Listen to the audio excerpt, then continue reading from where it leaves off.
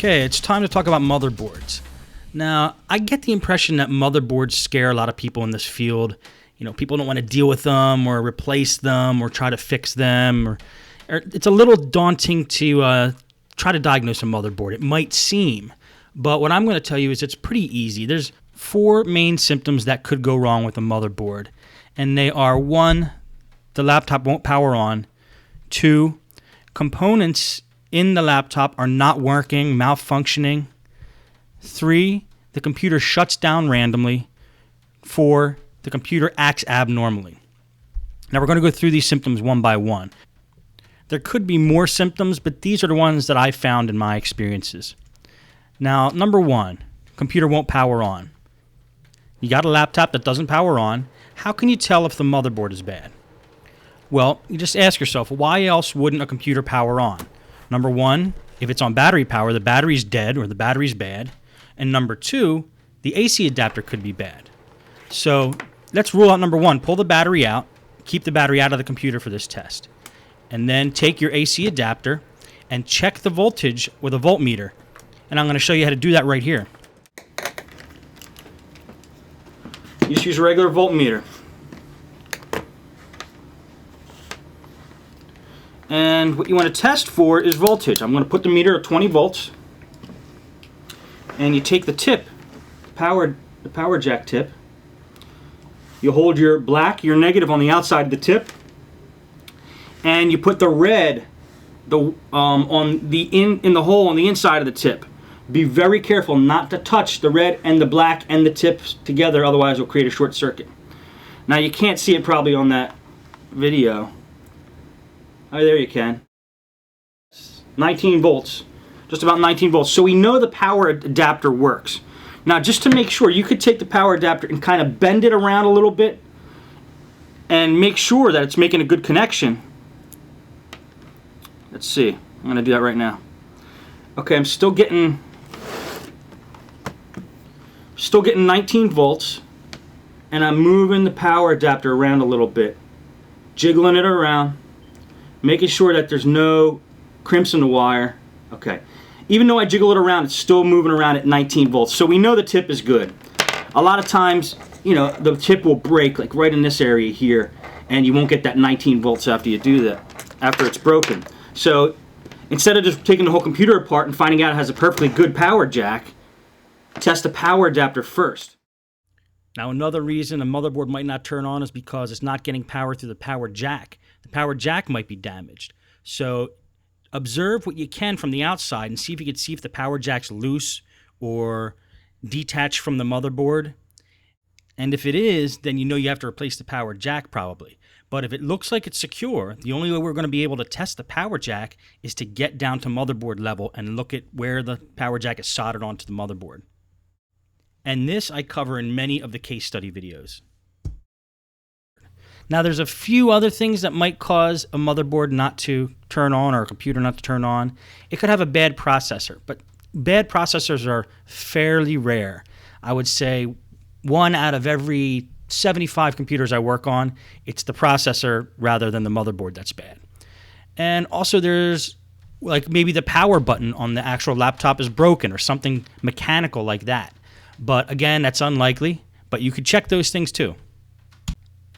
Okay, number 2, components in the laptop won't work.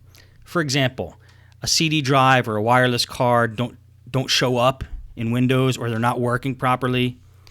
Well, that could possibly be a motherboard, but the way to test that is to replace that component. If your CD drive's not working, replace the CD drive.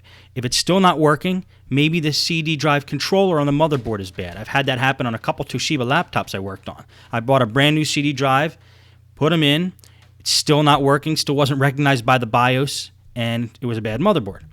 Now, HP also had a problem with their wireless cards, but it wasn't the wireless cards that were bad, it was the actual controller on the motherboard that controls the card that was bad. I think it was positioned next to a chip that got real hot, like the graphics chip or something like that on the motherboard. So if you have a laptop with components not working, and you replace the components and they're still not working, then you might have a bad motherboard. Now, how do you rule out if Windows isn't causing this problem or the operating system's not causing a problem? Well, test it with a different operating system. This is always a good test of a motherboard using like a Linux distribution like Knoppix, or using the Ultimate Boot CD for Windows. These are both bootable CDs, and it's essentially testing the hardware of the laptop because you're running it on a different operating system. Last thing to try if components aren't working and you suspect it's your motherboard, flash the BIOS of the motherboard. Maybe the BIOS got corrupted somehow, and since the BIOS is handles the basic functions of a computer, maybe it's not doing its job and causing some abnormal activity in the computer. Okay, number 3, computer shuts down randomly. Now this is a common symptom of a computer overheating. So let's make sure it's not an overheating problem. And how do we do that? Well, what I do is I take a can of compressed air and I blow it into the laptop in the bottom where the fan is, and also in the heat sink on the side of the computer.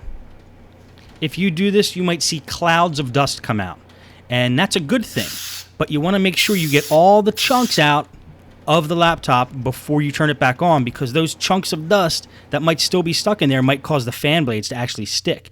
I go over this in the case study videos, and several of them. Watch how I do that there, and you can see in action, cleaning out a laptop and getting all the dust out of it. Now, once you get the dust out of a laptop and you're sure that the fan is spinning and the airways are clean, if the computer keeps shutting down after this, you can be pretty certain that it's not the CPU overheating that's causing the problem, but a problem with the motherboard. I've had systems where I opened them up, I made sure all the airways were clean, I made sure that the heatsink was making a good connection with the processor, put it all back together, and the computer still powered down. It turned out it was a bad motherboard. Okay, number 4, the computer acts abnormally. It blue screens, things aren't working the way they're supposed to, it doesn't boot up every time, it doesn't boot up at all sometimes. Now first I want to make sure it's not Windows that's causing a problem, so again, we're not going to deal too much with the software side, so do all your Windows fixes and make sure that Windows isn't causing a problem. Or, like I said before, just run Knoppix, which is a great Linux distribution, the Ultimate Boot CD for Windows, which is also great, and then you'll know Windows isn't the thing that's causing the problem. Then, if you're still having problems with the computer acting abnormally, start taking out components one by one. Take the hard drive out. You could do that if you're running it from a live Linux distribution. Take the RAM out. Replace the RAM, maybe with a stick of RAM that you know is good that you have around in the shop. Take the wireless card out. Take the CD drive out. And start taking components out one by one and get the motherboard down to basics like CPU, one stick of RAM, motherboard, and power. And hook up the screen and just make sure that it goes on. But break it down to basics so you're sure that it's not a component that's causing the problem. So once you have it all broken down to basics and you're sure Windows isn't causing a problem, then it's probably a bad motherboard. Okay, so it's a bad motherboard. Now you need to buy a motherboard. Where do I buy my motherboards? You guessed it, on eBay. I love buying on eBay because you got a great selection. You can buy from multiple sellers and you usually get the best price.